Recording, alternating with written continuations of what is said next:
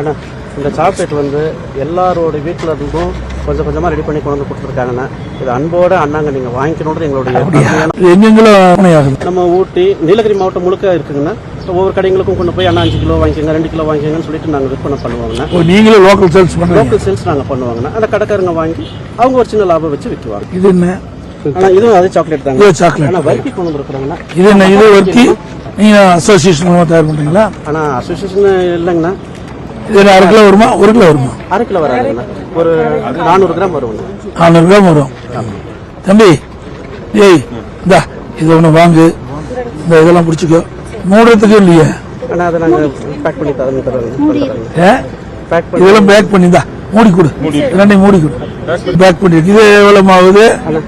வாங்கிக்கிறேன். இல்ல என்ன விலையாகுது? 240 ரூபாங்கண்ணா. 240 ரூபா ஆகுது. ஆனா ஒரு கப்பு வந்துட்டு 120 ரூபா வரும். 120 ரூபா வரும். 1000 ரூபா கொடுக்கணும்.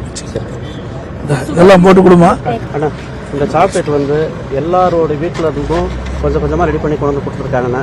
இது அன்போட அண்ணாங்க நீங்கள் வாங்கிக்கணுன்றது எங்களுடைய சரி போடுங்க. அண்ணா அது மட்டும் எத்தனை கிலோ வரும்? ஆனால் இது ஒரு 1 கிலோ வருங்கண்ணா. 1 கிலோ என்ன விலை வருது? அது ஒரு 600 ரூபா வருங்க. ஒரு 1000 ரூபா கொடு. அதெல்லாம் நீங்க கஷ்டப்பட்டு சம்பாதிச்சிருந்தா சரி எல்லாம் சும்மா உங்களுக்கு பொருள் எங்க இருந்து வந்து போகும்? நீங்க எல்லாம் மத்திட்டு வாங்கி தானே அதை பண்ணி ஆகணும். ஆமாங்கண்ணா. ரா மெட்டீரியல் வாங்கி தானே அதை உற்பத்தி ஆமாங்க. ரா மெட்டீரியல் வாங்கி தான் பண்றோங்கண்ணா. ஆனா மத்திய அரசு வந்து 18% இருந்து எங்களுடைய 5% பண்ணிருக்காங்கண்ணா. ஆமாங்கண்ணா. இந்த நேரத்தில் அண்ணன் மூலியமா ஜிஎஸ்டி வந்து குறைக்கப்பட்டிருக்குங்கண்ணா. இந்த நேரத்தில் அண்ணன் மூலியமா நாங்கள் எங்களோட சார்பு நன்றிகளை தெரிவிச்சுக்கிறோங்கண்ணா. ஏப்பா நீ இந்த வந்து அப்படி நீங்க வாமா இந்த வந்து எடுங்க.